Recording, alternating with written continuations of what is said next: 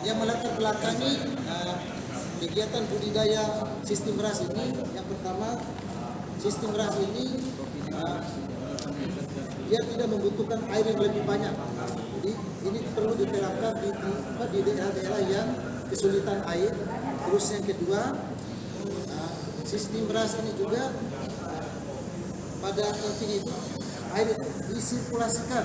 Jadi air dari kolam kemudian disirkulasikan masuk ke filter seperti ini.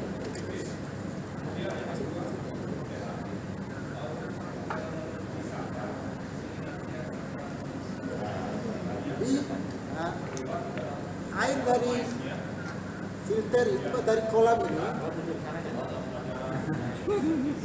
air dari kolam ini, kolam 1, kolam 2 ini disirkulasikan. Dia akan masuk ke bak filter 1. Bak filter ini satu ini ada dapur. Dapur ini semacam busa atau gabus. Kemudian disaring di filter 1. Kemudian dia naik ke filter 2. Dia turun ke filter kimia. Di sini ada batu arang, itu fungsinya untuk membunuh kuman. Terus ada zioninnya.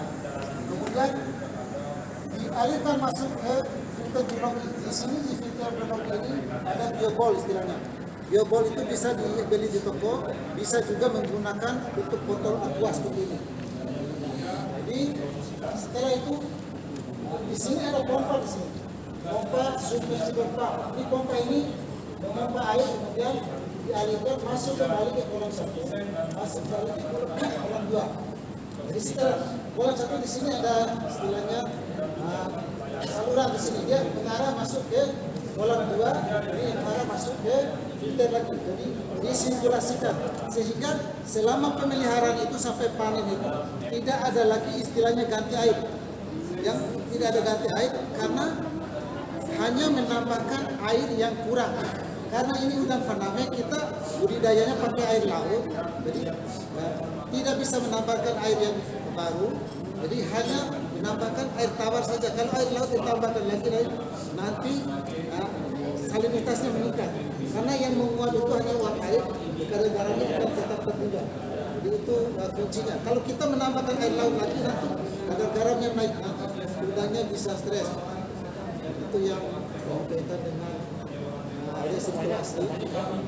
Ya. Pompanya itu yang kapasitas pompanya itu yang submersible pump yang 1 HP yang harga sekitar 700.000. Jadi untuk kolam besar, kalau untuk akuarium itu yang 150.000. Terus kita kombinasikan lagi dengan medianya itu adalah bioflok. Jadi medianya bioflok ini seperti saya katakan tadi, bioflok itu adalah kita main dengan bakteri.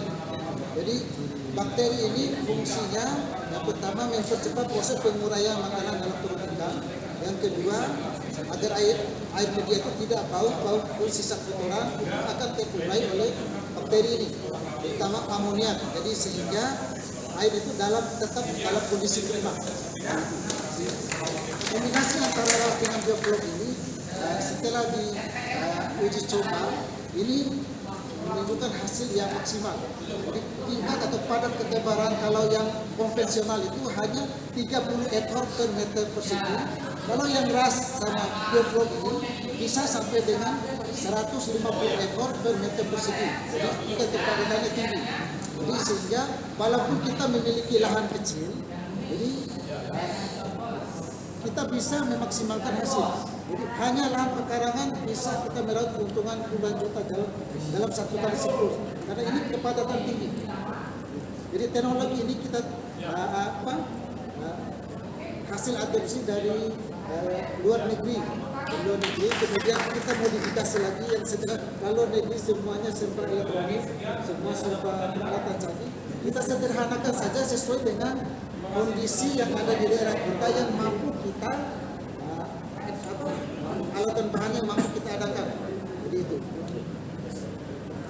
Kemudian untuk langkah-langkah kegiatannya.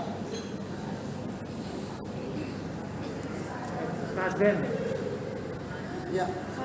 Jadi persiapan alat dan bahan. Jadi alat dan bahan yang digunakan adalah pompa air, aerator, serokan, ember, softit, dan venturi. Jadi venturi ini fungsinya untuk penyemprotan oksigen secara oksigen itu lebih halus lagi daripada aerator. Jadi semburannya lebih halus itu fungsinya untuk menambah oksigen terlarut untuk kita budidayakan dalam kepadatan yang tinggi. Terus yang berikutnya untuk persiapan wadah. Jadi wadah ini di dalam persiapannya cukup kita menguras wadah, membersihkannya dengan deterjen atau klorin, kemudian mengisi wadah, mengeringkan dan mengisi wadah, kemudian kita menebar benih. Jadi setelah kita menebar benih, jadi benih ini kita tebar, usahakan benih kita tebar pagi atau sore hari untuk menghindari terik matahari yang panas, peningkatan suhu. Jadi benih yang kita ambil itu benih dari hatchery yang ada di Sumbawa.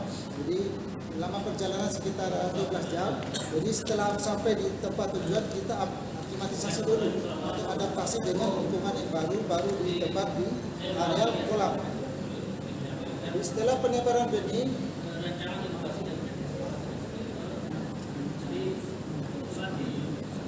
pemberian pakan. Jadi untuk pemberian pakan, jadi pakan diberikan 3 kali sehari. Jadi persentasenya ada 3% dari bobot biomas. Jadi pakan yang biasa kita berikan ini adalah untuk bulkwein dan pakal merek bintang. Jadi untuk khusus untuk udang faname.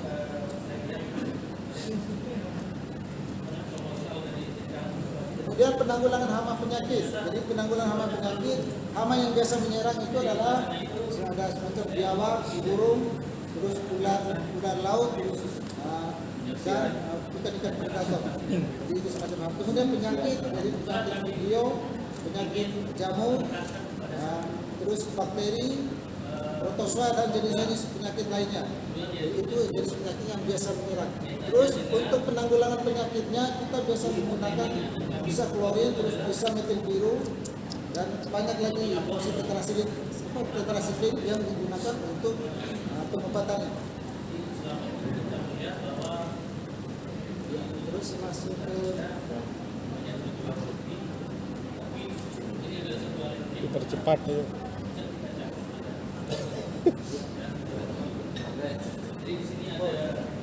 Dia masuk ke Udah mau 10 menit. ini harski pekerjaannya. Jadi di sini adalah budidaya udang faname sistem ras. Kemudian harski dan soft ini adalah persiapan wadah. Jadi urai pekerjaannya adalah menyiapkan pompa air, aerator, blower, menyiapkan serokan, menyiapkan ember, softit, venturi dan lain-lain. Kemudian teknik pembesaran, mata pelajarannya adalah teknik pembesaran komoditas air tawar. Kemudian kompetensi dasar adalah identifikasi peralatan. Terus 4.1-nya mengoperasikan alat tangkap. Ini keterampilannya. Mengoperasikan peralatan maksudnya.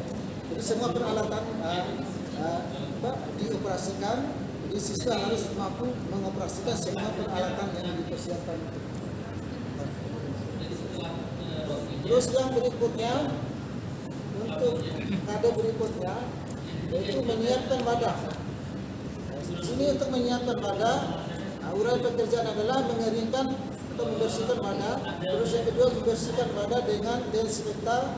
Kemudian yang ketiga mengisi air wadah. Kemudian mata pelajaran ini teknik pembesaran komoditas air tawar. Jadi mungkin itu saja yang baru bisa saya sampaikan. Untuk kelengkapannya mungkin ini buat kita. Jadi demikian wabillahi taufiq wal hidayah. Assalamualaikum warahmatullahi wabarakatuh.